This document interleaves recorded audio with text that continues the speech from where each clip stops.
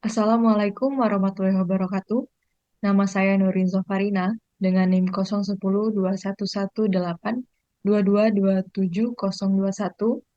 dari Program Studi Ekonomi Pembangunan sebagai tugas pengganti UTS mata kuliah Ekonomi Mikro Islam. Saya membuat video penjelasan distorsi pasar dalam Islam dan contoh kasusnya. Distorsi pasar adalah kondisi di mana mekanisme pasar mengalami gangguan secara sengaja disebabkan oleh satu atau beberapa pihak tertentu. Bentuk distorsi pasar ada tiga. Yang pertama, rekayasa permintaan dan penawaran. Yang kedua, tadlis. Yang ketiga, tohrir. Bentuk pertama adalah rekayasa permintaan dan penawaran. Rekayasa permintaan disebut bai najasyi, yaitu ketika penjual meminta bantuan orang lain untuk pura-pura menawar barang yang dijual dengan harga yang sebenarnya di atas harga pasar. Sebagai contoh, misalnya Siti masuk ke dalam toko baju gamis. Tidak lama kemudian ada pengunjung lain yang masuk dan langsung menawar gamis kepada penjual. Ia menawar dengan harga 150.000. Tujuan dari rekayasa permintaan ini untuk supaya calon pembeli itu semakin yakin membeli barang yang dijual. Nah, kembali pada contoh tadi, penjual dan pengunjung yang berpura-pura melakukan transaksi itu setelah disepakati harga 150.000, sebenarnya harga pasar baju gamis adalah 100 sampai 120.000 saja. Sehingga bila Siti yang merupakan calon pembeli itu tertarik dengan harga 150.000, maka penjual dengan cara merekayasa permintaan mendapat keuntungan sampai 50.000 karena harga sebenarnya itu 100.000. Kemudian ihtikar itu rekayasa penawaran, di mana ada oknum penjual melakukan penimbunan barang untuk tujuannya itu mendapat keuntungan tinggi. Sebagai contoh, ada penimbunan masker banyak terjadi ketika kebutuhan masker itu tinggi. Nah, dikarenakan permintaan masker tinggi tetapi barangnya itu ditimbun sehingga terjadi kelangkaan. Nah, mengakibatkan harga masker naik. Ketika harga masker telah naik, barulah oknum yang menimbun itu menjual masker di harga yang tinggi. Hingga ia mendapat keuntungan dari menjual masker di harga tinggi. Kemudian ada talaki rukban, yaitu ketika orang kota ingin membeli barang langsung dari tempat produksi tanpa mengetahui harga pasaran, baik penjual dan pembeli tidak mengetahui harga barang itu ketika telah dijual di pasar. Sebagai contoh, talaki rukban misalnya, sekelompok orang sedang dalam perjalanan ke Prabumuli, di sana mereka melihat kebun nanas. Di sana mereka tertarik untuk membeli langsung dari kebun, sehingga mereka menanyakan kepada pemilik kebun berapa harga nanas bila kami beli, kan? Nah, antara penjual dan pembeli sama-sama tidak mengetahui harga pasaran. Jadi, eh, transaksi talaki rukban ini khawatirnya mengakibatkan kerugian di salah satu pihak karena tidak mengetahui harga pasaran. Misalkan penjual menyepakati harga di bawah harga pasar, maka pemilik kebun mengalami kerugian. Sedangkan bila kesepakatan harga dibuat di atas harga pasar atau lebih mahal, maka konsumen yang mengalami kerugian. Bentuk distorsi pasar yang kedua itu adalah tadlis atau penipuan oleh salah satu pihak. yaitu ketika informasi atas barang yang dijual belikan itu hanya diketahui oleh salah satu pihak saja, misalkan pembeli saja atau penjual saja. Bentuk tadlis ini bisa dalam kuantitas, kualitas, harga, dan waktu penyerahan barang. Tadlis kuantitas, misalnya penipuan eh, jumlah atau berat barang yang dijual belikan. Misalnya, penjual ayam potong dengan sengaja memberatkan timbangan sebesar 5 ons.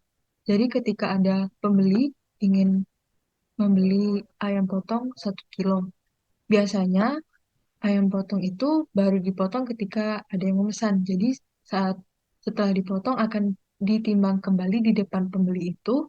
Nah, diperlihatkan kepada pembeli bahwa timbangannya 1 kilo 5 ons dengan harga 38.000. Padahal yang sebenarnya beratnya itu hanya 1 kilo dan harga pasarannya 32.000.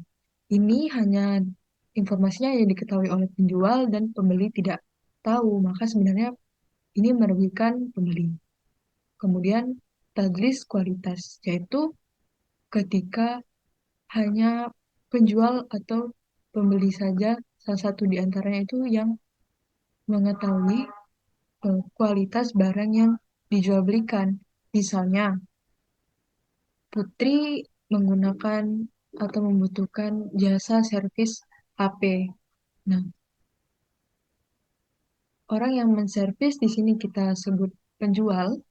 Penjual itu melakukan kesepakatan dengan pembeli bahwa ini harga atau biaya perbaikannya 500.000 untuk mengganti baterai yang rusak dengan baterai yang baru. Putri kemudian sepakat dengan di harga tersebut, tetapi pembeli tidak tahu bagaimana kualitas baterai penggantinya. Apakah barang itu original ataukah KW, apakah tahan lama, seperti itu. Kemudian ada tadlis harga. Itu ketika hanya salah satu pihak yang mengetahui harga pasaran suatu barang. Misalkan ada orang yang baru berkunjung di Kota Batu Raja, di sana tidak banyak ojek online, dia tidak memiliki pilihan lain selain eh, menggunakan jasa ojek pangkalan. Nah, eh, pengunjung itu tidak mengetahui tarif ojek pangkalan. Biasanya eh, jarak 1 kilometer itu tarif ojeknya 15.000. Tapi karena dilihat-lihat ini pengunjung bukan penduduk lokal, jadi ia menggunakan tarif yang dinaikkan jadi 20.000 untuk 1 kilo saja. Nah, ini disebut tadlis harga. Kemudian tadlis waktu penyerahan barang. Ini adalah ketika penjual menjanjikan kesediaan barang kepada pembeli dalam waktu dekat. Padahal hmm, penjual itu tahu bahwa barang itu tidak tersedia secara cepat. Misalnya, Putra meminta bantuan servis mesin cuci, dan ketika diperiksa, penjual itu mengatakan diperlukan membeli spare part. Bisa dibeli dengan penjual dan akan datang besok. Padahal nyatanya spare part itu belum tersedia. Sehingga waktu penyerahan barangnya itu hmm, tidak pasti diketahui oleh pembeli. Inilah disebut tadlis waktu penyerahan barang. Bentuk distorsi pasar yang ketiga adalah torir atau ketidakpastian, yaitu ketika informasi barang yang dijual belikan itu tidak diketahui oleh kedua pihak pembeli dan penjual secara pasti. Tohrir kuantitas misalnya adalah petani membuat kesepakatan ingin menjual kopi kepada tengkulak dengan harga 600.000. Tapi saat itu kopi belum bisa dipanen, sehingga tidak tahu pasti jumlah kopi yang bisa dijual. Itulah disebut tohrir kuantitas. Penjual tidak mengetahui jumlah pasti dan pembeli pun belum mengetahui. Tahrir kualitas, yaitu ketidakpastian informasi kualitas barang yang dijual beli tidak diketahui oleh penjual dan pembelinya. Sebagai contoh, pembeli melakukan kesepakatan dengan penjual untuk membeli anak sapi yang masih dalam kandungan.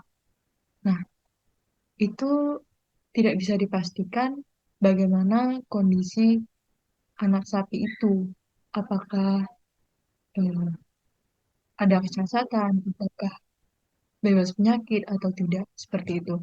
Nah, kemudian tahrir harga, yaitu ketidakpastian barang yang dijual belikan, eh, dibedakan harga bila pembeli membayar lunas, berbeda pula bila pembeli eh, membayar secara kredit dalam waktu yang ditentukan. Misalnya, saya menjual laptop kepada teman seharga 6 juta bila ia membayar lunas. Tetapi kalau ia membayar secara kredit, maka saya menjual dengan harga 8 juta dalam waktu 9 bulan. Ini disebut tohrir harga karena ketidakpastian harga dalam satu akad jual beli. Selanjutnya adalah tahrir waktu penyerahan barang. Yaitu penjual dan pembeli tidak mengetahui kepastian waktu penyerahan barang yang dijual belikan. Misalnya seseorang menjual sepatu yang dulu ia beli harga 200.000, ia ingin menjual dengan harga 100.000. Tetapi sebenarnya sepatu tersebut sedang hilang. Nah, itu menunjukkan waktu penyerahan barangnya tidak pasti. Khawatirnya ini akan merugikan pembeli karena hmm, setelah ia membayar tetapi sepatunya tidak ditemukan, maka dia pembeli rugi 100.000. Baik, sekian penjelasan saya mengenai distorsi pasar dalam Islam dan contoh kasusnya. Terima kasih atas perhatiannya. Assalamualaikum warahmatullahi wabarakatuh.